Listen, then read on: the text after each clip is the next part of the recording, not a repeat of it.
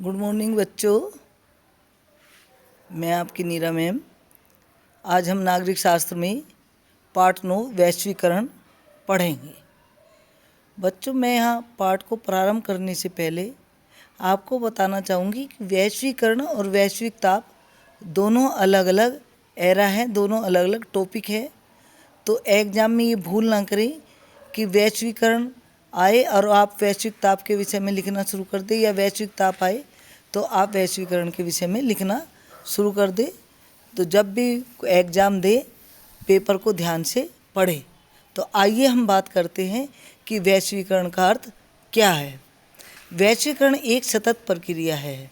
सतत अर्थात निरंतर चलने वाली प्रक्रिया है, जिसमें दुनिया के सभी देश एक दूसरे से आर्थिक, राजनीतिक और सांस्कृतिक रूप से जुड़े होते हैं। इस प्रक्रिया में सभी संभव स्तरों पर वैश्विक संचार बढ़ता है। इसको हम भूमंडलीकरण भी कहते हैं। और इसमें जो आवागमन होता है, जो संचार होता है, वो किस किस का होता है? पूंजी, वस्तुओं, श्रम व सांस्कृतिक विचारों का।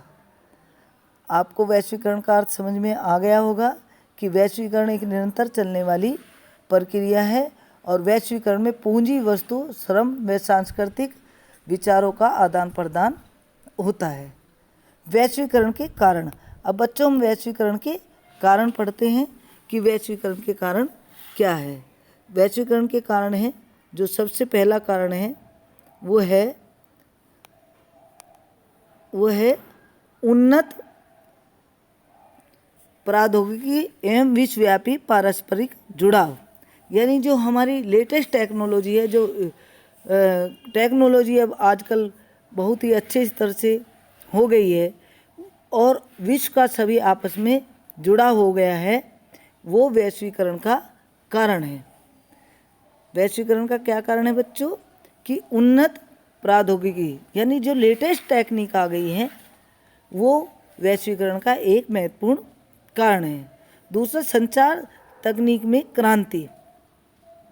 अब जो संचार आप देख रहे हो, इंटरनेट, कितनी बड़ी क्रांति हो गई है कि मैं आपको कॉलेज बंद होने के बावजूद आपको पढ़ा रही हूँ।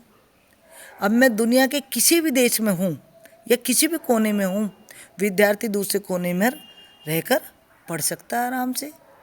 तो ये अब मान लीजिए मेरे पास नॉलेज है, तो मैं दूसरे देश के बच्चों को भी पढ़ा सकती हूँ और वो मुझे आराम से वहाँ से, मान लीजिए एक तो होता है निःशुल्क पढ़ाना।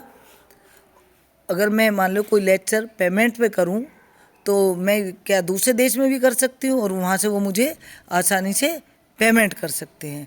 तो ये सब किसके कारण हो रहा है? वैश्वीकरण के कारण।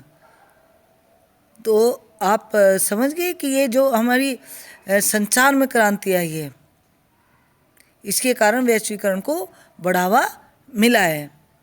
किसी भी एक घटना का विश्व के देशों पर प्रभाव। अगर कोई एक घटना घटती है तो उसका दूसरे देशों पर भी प्रभाव पड़ता है, और जब हमको मालूम है कि एक का प्रभाव दूसरे पर पड़ता है तो हम आपस में सामंजस्य और रिलेशन बनाने का प्रयास करते हैं।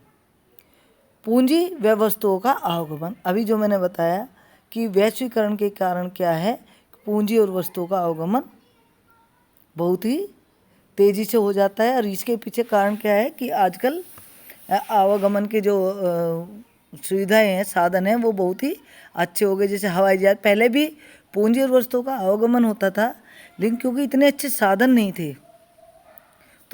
थे तो हम जल्दी से दूसरी जगह सामान भेजने का प्रयास नहीं करते या मंगाने का प्रयास नहीं करते थे। हम सोचते थे कि अगर हमारे पास आम है तो हम विदेश में उनको कैसे बेचें, वो तो जाते जाते ख़राब हो जाएंगे। अगर आप गाड़ी में या किसी उसमें बैलगाड़ी में भर के भेजते और किसी दूसरे प्रदेश में भेजते, ख़राब हो जाते।